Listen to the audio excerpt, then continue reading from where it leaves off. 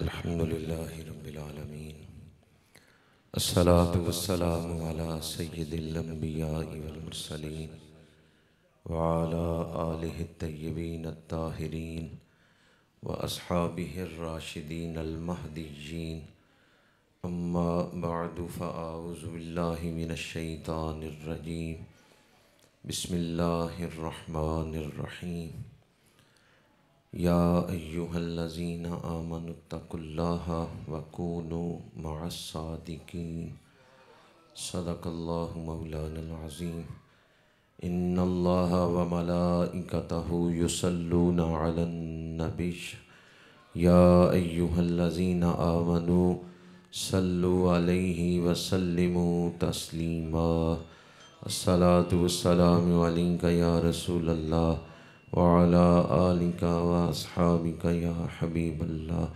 الصلاة والسلام عليك يا رسول الله وعلى آلك وأصحابك يا حبيب الله زینت مسند صدارت پاسبان آداب شریعت گل گلشن ولایت قرۃ عیون الصلحاء سرمایہ ملت حضرت قبلہ پیر سید محمد اویس شاہ صاحب دامت برکاتہم العالیہ انتہائی واجب التکریم مشائخ اعظام سادات کرام علماء کرام برادران اسلام حاضرین و سامعین، ہماری خوش نصیبی ہے کہ اس وقت سالانہ ختم پاک کی روح پرور بابرکت محفل میں حاضر ہیں۔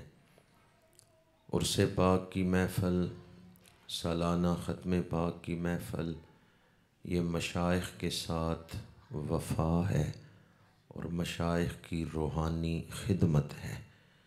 ایک ہے کسی بزرگ کی ظاہری زندگی میں وضو کرانا، پانی کا پیالہ پیش کرنا، پیر دبانا، یہ بھی خدمت ہے، لیکن وہ مشائخ جو دنیا سے پردہ کر چکے ہیں، اگر آج ہم ان کی خدمت کرنا چاہیں تو ایصال ثواب کر لیں۔ ایصال ثواب کرنے سے روحانی خدمت گزاروں میں نام لکھ دیا جاتا ہے۔ اولیاء اللہ وضو کرانے سے یا پانی کا پیالہ پیش کرنے سے اتنے خوش نہیں ہوتے جتنے ایصال ثواب سے خوش ہوتے ہیں۔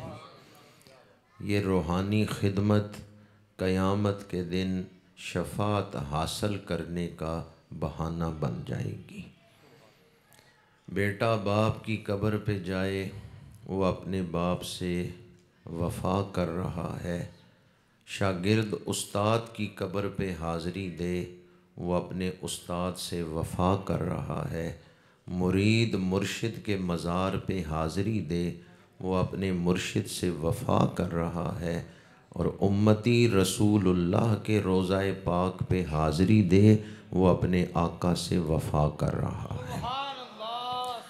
تاریخ شام میں ہے، حافظ ابن عساکر نے اسے نقل کیا ہے، سیدنا بلال حبشی رضی اللہ تعالی عنہ حضور کے وصال پاک کے بعد مدینہ منورہ سے ملک شام ہجرت کر گئے، تو کچھ عرصے بعد خواب میں حضور تشریف لائے اور آپ نے فرمایا بلال آؤ میرے روضے پہ حاضری دو، پر کن لفظوں کے ساتھ بلایا؟ ما ہذہ الجفوۃ یا بلال، بلال یہ کیا بے وفائی ہے، اتنا عرصہ ہوا تو میرے روضے پہ نہیں آیا۔ ما ہذہ الجفوۃ یا بلال، بلال یہ کیا بے وفائی ہے، اتنا عرصہ ہوا تو میرے روضے پہ نہیں آیا۔ اس کا مطلب ہے روضے پہ حاضری دینا روضے والوں کے ساتھ وفا ہے۔ بلال حبشی اٹھتے ہیں، رو رہے ہیں، تیاری کر رہے ہیں، گھر والے پوچھتے ہیں یہ راتوں رات کہاں جانے کا ارادہ کر لیا؟ بلال فرماتے ہیں مجھے میرے محبوب نے بلایا ہے۔ اور گھر سے نکلتے ہوئے زبان پہ الفاظ کیا ہیں؟ یا رسول اللہ بلال بے وفا نہیں ہے، بلال آپ کے روضے پہ حاضری کے لیے آ رہا ہے۔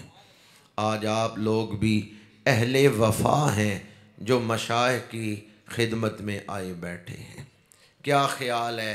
مرید وفا کرے، شاگرد وفا کرے تو استاد کی یا مشائخ کی روحانی توجہ اس کے شامل حال نہیں ہوگی۔ سورہ توبہ میں ہے وَقُلِ اعْمَلُوا فَسَيَرَى اللَّهُ عَمَلَكُمْ وَرَسُولُهُ وَالْمُؤْمِنُونَ۔ اس آیت کی تفسیر میں مفسرین نے لکھا ہے اولاد جو اعمال کر رہی ہے والدین کو قبروں میں دکھائے جاتے ہیں، مریدین جو اعمال کر رہے ہیں مشائخ کو قبروں میں دکھائے جاتے ہیں۔ اور جب مریدین اپنے مشائخ کی تعلیمات پہ عمل کریں، ان کے مشن سے وفا کریں اور ان کی قبروں پہ حاضری دیں، ایصال ثواب کریں، تو مشائخ اپنی روحانی توجہ سے نوازتے ہیں۔ کتاب کا نام ہے حضرات القدس۔ حضرت علامہ بدر الدین سرہندی رحمۃ اللہ تعالیٰ علیہ، بہت بڑے بزرگ صاحب کشف ہستی گزرے ہیں، وہ فرماتے ہیں جب تم کسی اللہ والے کے مزار پہ حاضری دیتے ہو، تمہیں محسوس ہو یا نہ محسوس ہو، اہل اللہ تمہارے سینے میں کوئی نور انڈیل دیتے ہیں، وہ تمہارے باطن میں کوئی تحفہ رکھ دیتے ہیں، تمہیں محسوس ہو یا نہ محسوس ہو۔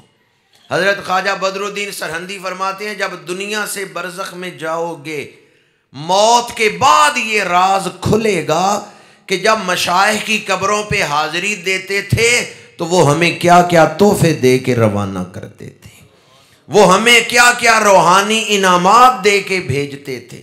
اور یہ بھی آپ نے لکھا کہ طالب کیفیات بن کے حاضری نہ دینا، اللہ کی رضا کے لیے حاضری دینا۔ بعض لوگ کہتے ہیں اور اس پہ حاضری دی بڑا مزہ آیا، بعض کہتے ہیں حاضری دی آج کوئی لطف نہیں آیا۔ وہ طالب کیفیات ہوتے ہیں، طالب کیفیات بن کے حاضری نہ دیں، طالب رضا بن کے حاضری دیں۔ جو اللہ کی رضا کے لیے حاضری دیتا ہے، احمد بہشت و دوزخ بر عاشقاں حرام است، احمد بہشت و دوزخ بر عاشقاں حرام است، ہر دم رضائے جانا رضواں شدست مارا۔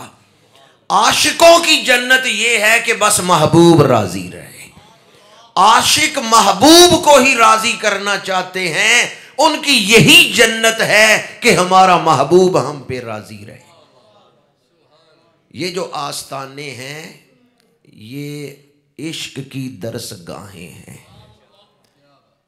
یہ عشق آباد ہیں، یہ عشق کے مراکز ہیں، یہاں عشق کی دولت بانٹی جاتی ہے۔ یہ عشق کی درسگاہیں ہیں اور ہیں بھی عاشقوں کے لیے۔ اگر کوئی ایسا بندہ آ جائے جس کے دل میں عشق نہیں ہے، صرف وہ ظاہر کی نظر لے کے آئے، تو اسے آستانوں پہ چادریں نظر آتی ہیں، پھول نظر آتے ہیں، نذرانے والا ڈبہ نظر آتا ہے، لیکن اسے وہ عشق نہیں نظر آتا جو صاحب مزار کے سینے میں ہوتا ہے۔ وہ چیز چھپا لی جاتی ہے اس سے۔ اس لیے تماشائی بن کے نہ آنا، تمنائی بن کے آنا۔ جو تماشائی بن کے آتا ہے وہ سر کی آنکھوں سے بس ظاہر کو دیکھتا ہے، اور جو تمنائی بن کے آتا ہے، دوبارہ عرض کر رہا ہوں، یہ عشق کے مراکز ہیں اور ہیں بھی عاشقوں کے لیے۔ جو عشق لے کے آئے گا وہ یہاں سے روحانی خزانے لے کے جائے گا۔ اور بلا خوف تردید کہہ رہا ہوں، نارو والی کی سرزمین کو، اس آستانے کو دیکھنے کے لیے بصارت کافی نہیں، بصیرت کی ضرورت ہے۔ بصارت سر کی آنکھیں اور بصیرت دل کی آنکھیں۔ اس سرزمین نے اہل اللہ کے قدم چومے ہیں، یہاں گلشن زہرا کھلا ہوا ہے، شگفتہ گلشن زہرا کا ہر گلے تر ہے، کسی میں رنگ علی ہے، کسی میں بوئے رسول۔ جس ہستی کا ماتھا شیخ الاسلام چومے، آج جن کا عرس پاک ہے، میری چند بار حضرت سے ملاقات ہوئی، زیارت کا شرف ملا، بلکہ آپ کی گفتگو سننے کا بھی موقع ملا چند ایک محافل میں۔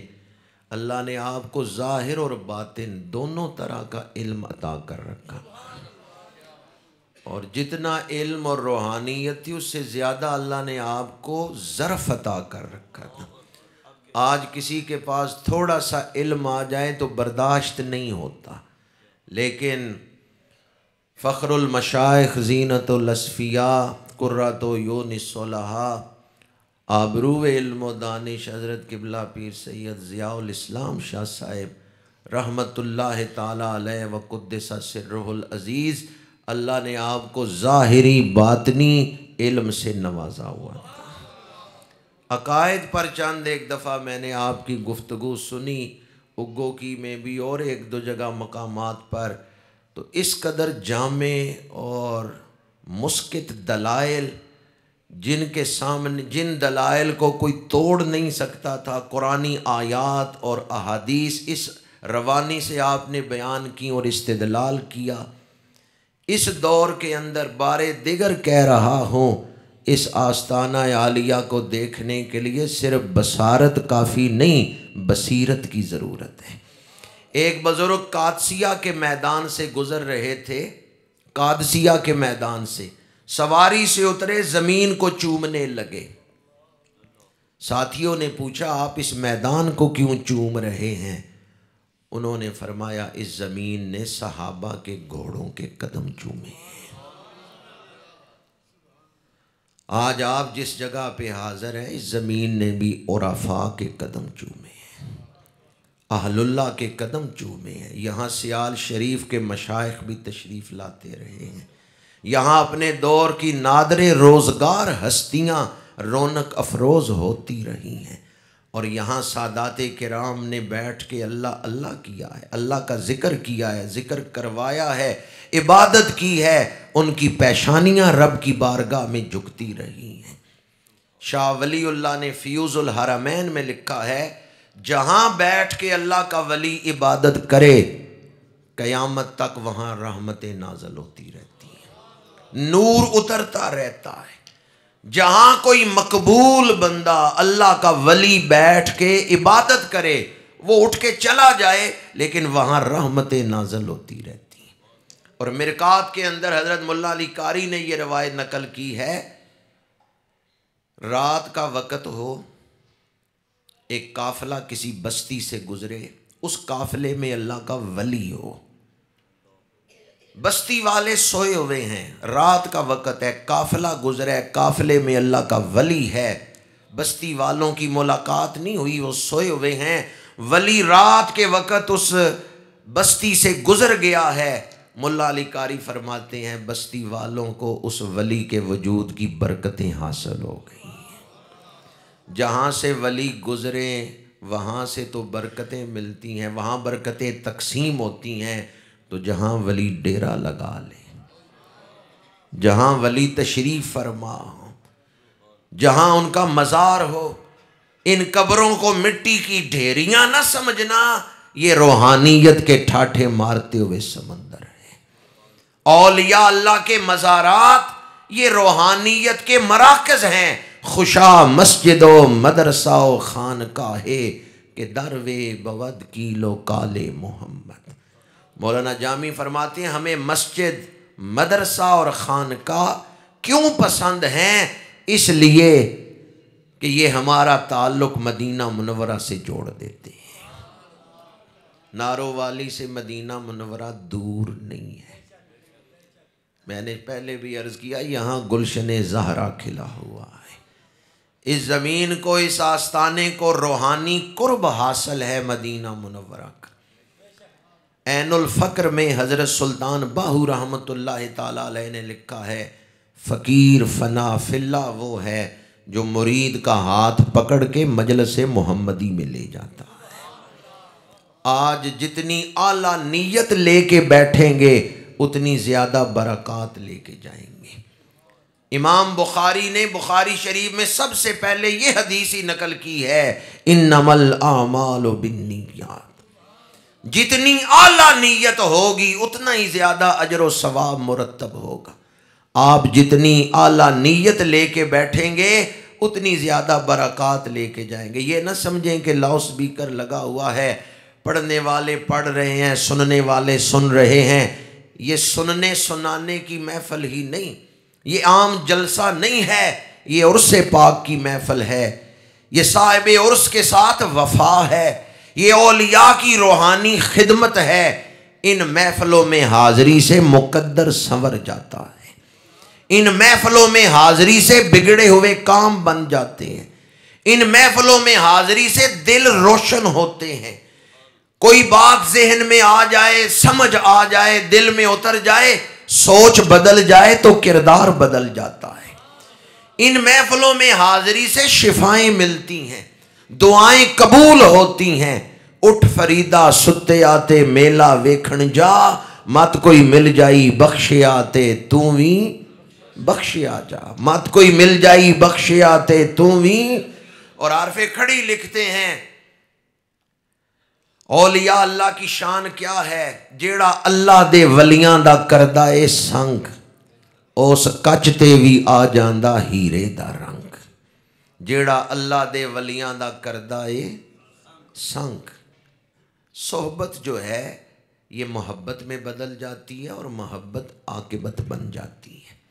ان محفلوں میں محبت ملتی ہے، اہل اللہ کی محبت، اور یہ محبت ہی حشر کے دن کام آئے گی. المرء مع من احبہ، آدمی دنیا میں جس سے محبت کرتا ہے حشر کے دن اسی کے ساتھ ہوگا.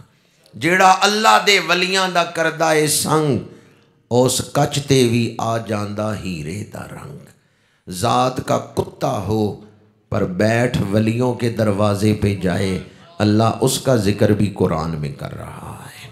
وَقَلْبُهُمْ بَاسِطٌ ذِرَاعَيْهِ بِالْوَسِيدِ.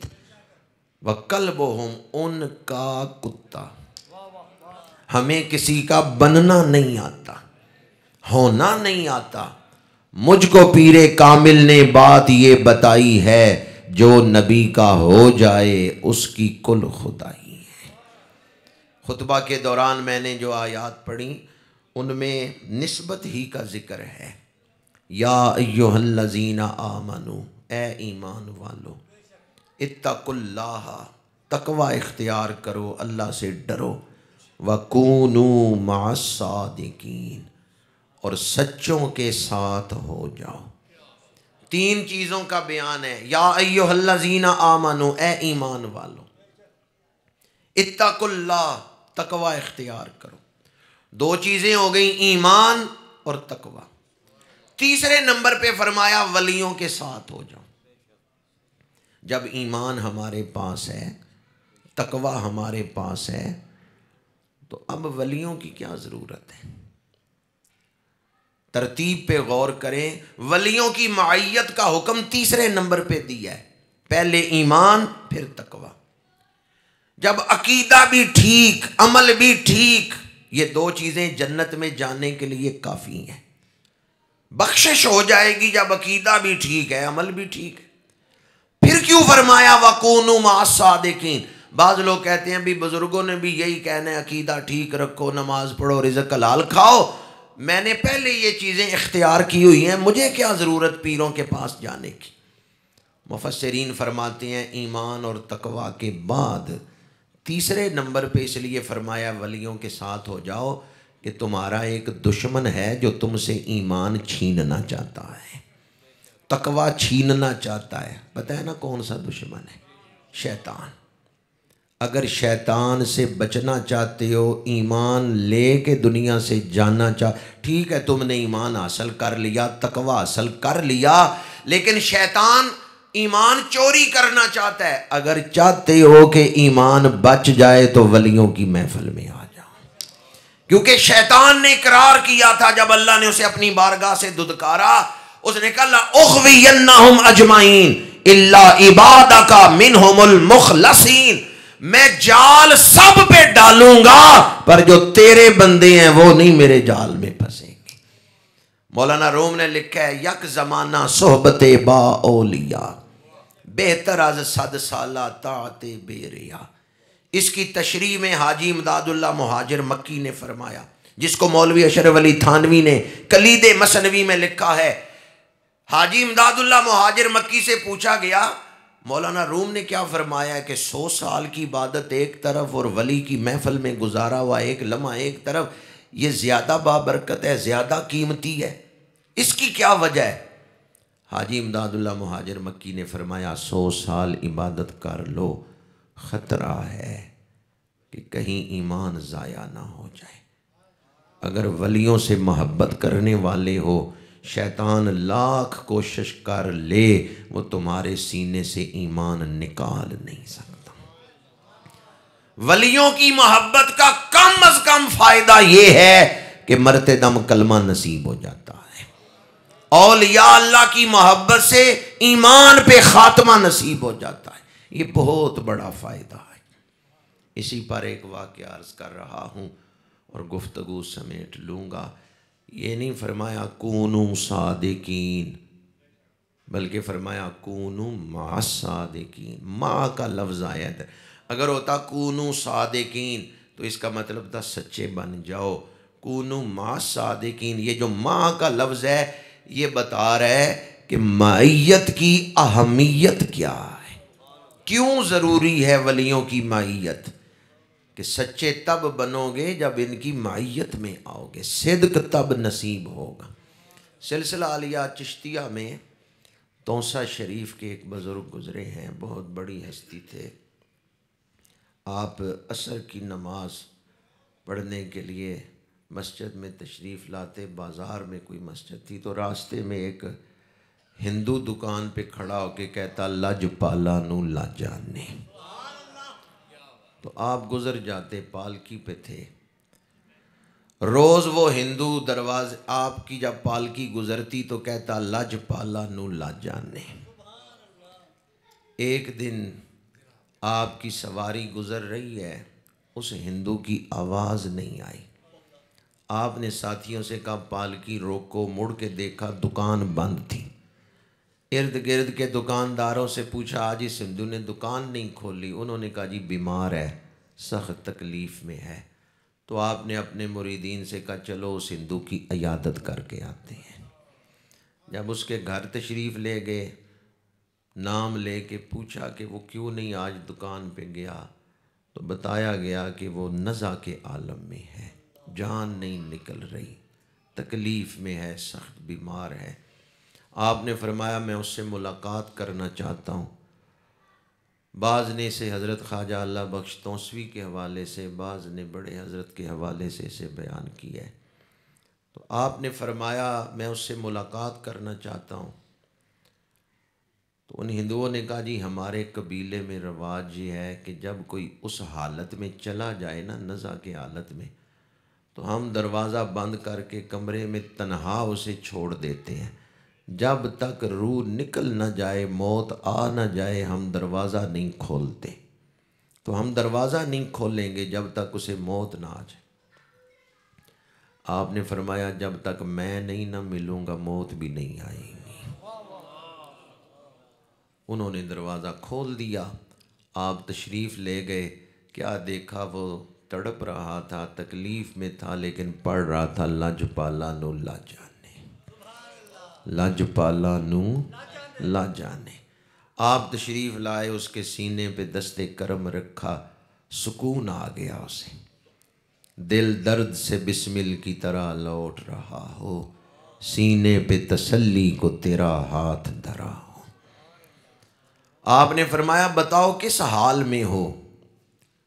اس ہندو نے کہا سخت تکلیف میں ہوں۔ آپ نے فرمایا میرے آقا کا کلمہ پڑھ لو، اسلام قبول کر لو، قبر سے حشر تک، جنت تک ساری منزلیں میں تجھے اپنے ساتھ طے کراؤں گا۔ اس نے کہا جن کا کلمہ پڑھوانا ہے پہلے ان کا دیدار کروائے، پہلے ان کا دیدار کروائے۔ آپ نے فرمایا غور سے دیکھو، میری نسبت حضوری کو جانچنا چاہتے ہو؟ غور سے دیکھو میں اکیلا ہوں یا رسول اللہ کا دست کرم بھی میرے سر پہ ہے؟ آپ نے قلبی توجہ ڈالی، اس وہ جو نزع کے عالم میں تڑپ رہا تھا، اس ہندو نے کیا دیکھا کہ رسول اللہ کا دست شفقت خواجہ صاحب کے سر پہ ہے، آنکھوں میں چہرہ مصطفیٰ، زبان پہ کلمہ مصطفیٰ۔ اس نے کلمہ پڑھ لیا، اسلام قبول کر لیا۔ جب کلمہ پڑھا روح پرواز کر گئی۔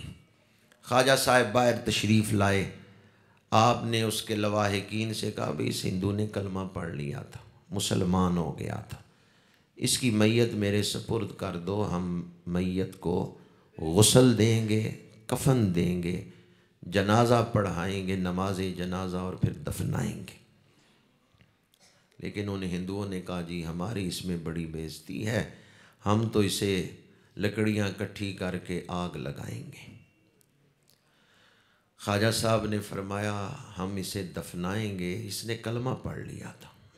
انہوں نے کہا ہم آگ لگائیں گے۔ کوڑے کو آگ لگائی جاتی ہے، خزانے کو دفنایا جاتا ہے۔ گندگی کے ڈھیر کو آگ لگائی جاتی ہے، لیکن خزانے کو چھپایا جاتا ہے، دفنایا جاتا ہے۔ انہیں بات سمجھ نہیں آئی، انہوں نے کہا جی نہیں ہم تو آگ لگائیں گے، ہم میت آپ کے سپرد نہیں کریں گے۔ خواجہ صاحب کو جلال آ گیا، آپ نے فرمایا پھر لاؤ لکڑیاں اور رسول اللہ کے غلام کی میت رکھو آگ پہ، میں دیکھتا ہوں وہ کون سی آگ ہے جو حضور کے غلام کو جلاتی ہے۔ لکڑیاں لائی گئیں، میت رکھ دی گئی۔ اب وہ ہندو آگ لگاتے ہیں، سامنے خواجہ صاحب بیٹھے ہوئے ہیں، آگ ہی نہیں لگ رہی۔ آگ لگتی ہے تو میت پہ اثر نہیں کرتی۔ ہندو حیران ہو گئے، انہوں نے کہا جی ہم تھک گئے ہیں، میت نہیں جلتی۔ خواجہ صاحب نے فرمایا یہ تو دنیا کی آگ ہے، اسے تو دوزخ کی آگ بھی نہیں جلا سکتی۔ اعلیٰ حضرت نے لکھا ہے نا، اے عشق تیرے صدقے جلنے سے چھٹے سستے، وہ آگ لگائی ہے جو آگ بجھا دے گی۔ شاد باد اے عشق خوش سودائے ماں، اے طبیب جملہ علت ہائے ماں۔ عشق بہت بڑی طاقت ہے، میں غلام مصطفیٰ ہوں، میری عظمتیں نہ پوچھو، مجھے دیکھ کر جہنم کو بھی آ گیا پسینہ۔ میت خواجہ صاحب کے سپرد کر دی گئی، آپ نے غسل دیا، کفن پہنایا، نماز جنازہ پڑھائی۔ جب لحد میں اتارنے لگے تو آپ نے اپنے ہاتھوں سے اس نو مسلم کی میت لحد میں رکھی۔ جب قبر میں میت رکھ کے آپ نکل رہے ہیں قبر سے تو مسکرا رہے ہیں اور فرما رہے ہیں وہ جو بازار میں کہتا تھا نا لج پالا نو لاجانے، میں نے میت لحد میں رکھی ہے تو اس کی روح یہی پکار رہی ہے لج پالا نو لاجانے۔ کیا خیال ہے جس مرید کی قبر مرشد کے قدم چوم لے، محبت توڑ چڑھ گئی یا نہیں؟ پانی پرن سہیلیاں تے رنگا رنگ کڑے، پر یا اسی دا جانیے جس دا توڑ چڑھے۔ یہ آستانے عشق کے اور روحانیت کے مراکز ہیں۔